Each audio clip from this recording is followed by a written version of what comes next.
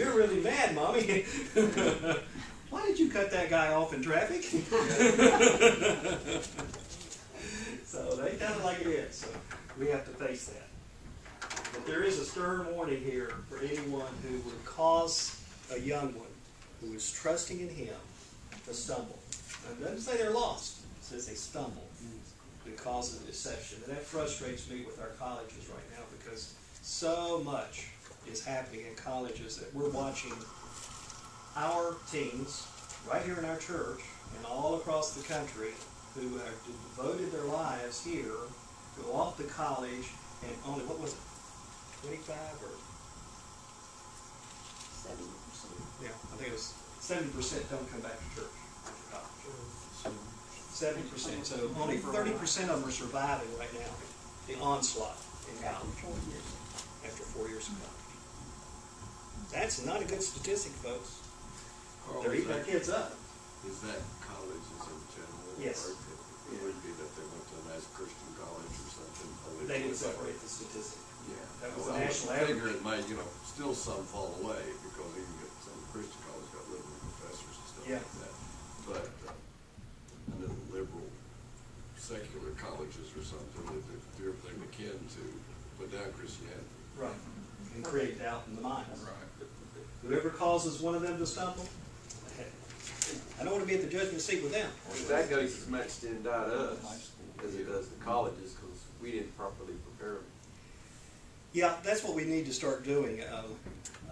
Focus on the Family, I think this week is having a seminar in Birmingham on the 16th on the Christian worldview. We're not doing a good job of teaching that. No. We're not helping our youth understand that we're in the midst of a cultural war. That the culture they live in is not good. It's not something God is pleased with, and it's not something they should embrace. We don't teach that. We teach about Christ, which is good, but we also need to teach, beware of this, because this is going to lead you astray. There was a speaker named Jerry Pipes who's associated with Billy Graham, and Yeah. he came in and he said that 90% would leave. He said statistically 90% of those kids raised in church, once they would get 30s, will never set foot in the church again. Never? Never. See, one thing too, Carl, is, well, I can think back even in high school having, teachers that were like that. And a lot of it has to do with, all the way throughout school until we get to college, we're taught to respect our teachers and authority and whatever. And, I remember a specific incident when I was in high school. I think it was biology class or something like that, and we had a substitute that day. And instead of going on the lesson, he proceeded to talk to everybody about evolution and, that we came from apes and everything else and trying to prove his theory. And, I don't know if I'm sure it had to bother other people in there, I assume, but nobody said anything because, you taught not to stand up and say anything against the authority of the teacher or anything else.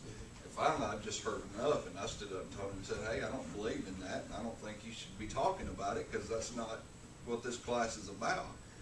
And, of course, I don't remember exactly what happened to me, but I'm sure I got in trouble somewhat. But anyway, I finally said something, but it's just the fact that maybe that's why nobody else said anything, because nobody else wanted to get in trouble.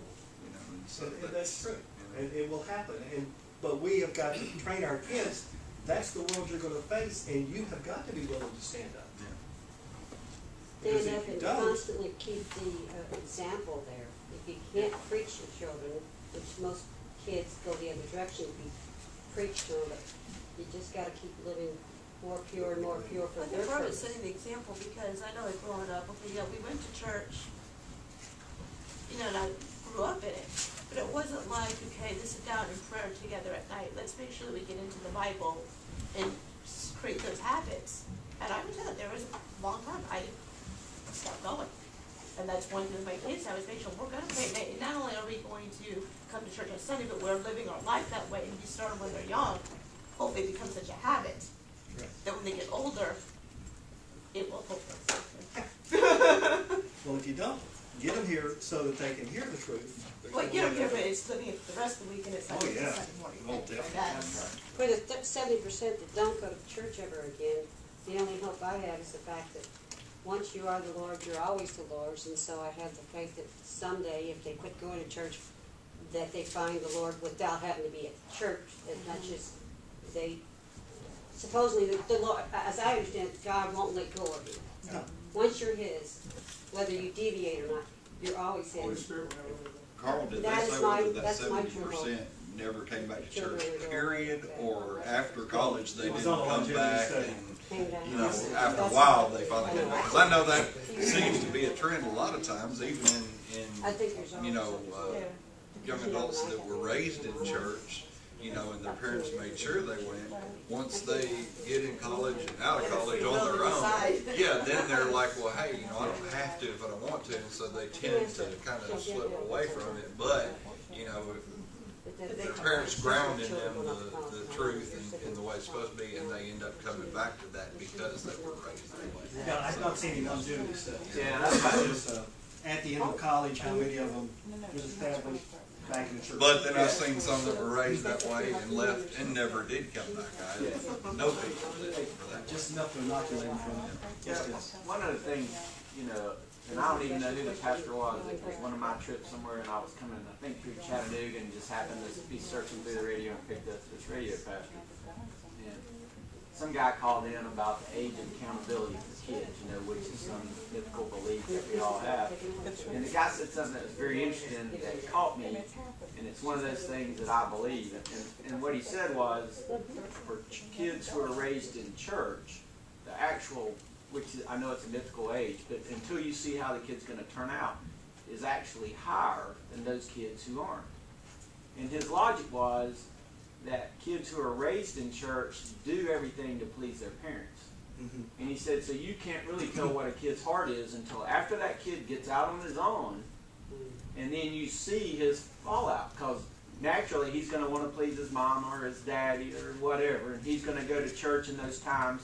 But once he gets out on his own, you see whether that kid really was going to church for himself or was he going to church for mom and dad. Right. And that's one of those things, just because they go to church when they're kids, you can't really tell and say Right. that's evidence to see.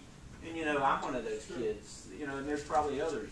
At least you were given the tools. That's right. You're given the tools. You planted the seed, because I didn't come to Christianity or become a Christian until I was in my early 30s. And you know, it was always there. It haunted me, but you know, I did exactly what I wanted to, and you know, I always knew if I died, I was going to hell. I mean, it was planted. The seed was there, but I had that fear, but it wasn't enough fear to keep me from doing what I wanted and everything else. And then there's one day that something comes about for those kids that says, okay, this is it. And you know, I don't know if that's a real way to look at it, but it's one of the ways that I've looked at it. And you know, with our kids, we didn't do everything perfect, but all we can do is tell you about it. Mhm. And then when you get out on your own, we'll see whether those seeds were Good actually seed or not. good seed, or if they A feel good like soil, I will say. I'll Well, say even good if seed. you Even were if it's good happened to seed, be out saved of the when you soil. were younger, when you were, you know, raised in church, even if you were saved when you were younger, I mean, like I was, even after I got older, even though I was raised in it and I was saved, I still tended to, you know, slip away and, you know, do what I wanted and kind of test the boundaries, I guess you would say, you know, but then, you know, eventually, you know, was drawn back. So I think it, you know, even if you are saved, you tend to go through that, you know, especially if you were saved when you were young, like that. We you tend prepare the to soil. go through that. And try to get them to grow in the right direction. Right. But once they get to a certain height, you know, they can either climb up the fence or they can fall down on the ground or Exactly. go straight. It's their choice, just like we read and even in the story, you know. If we don't make that choice for God, then we're not really His. So He gives every person, whether you've been churched or not churched, He gives you a choice to make. Do you want Him to save you? He doesn't ask you, do you want Him to make you good, or to change your personality, or to do any of those things. He just wants to know, do you believe that I died for you? Well, like Because Dennis the rest of said, that's gonna be happening automatically once you make that original decision.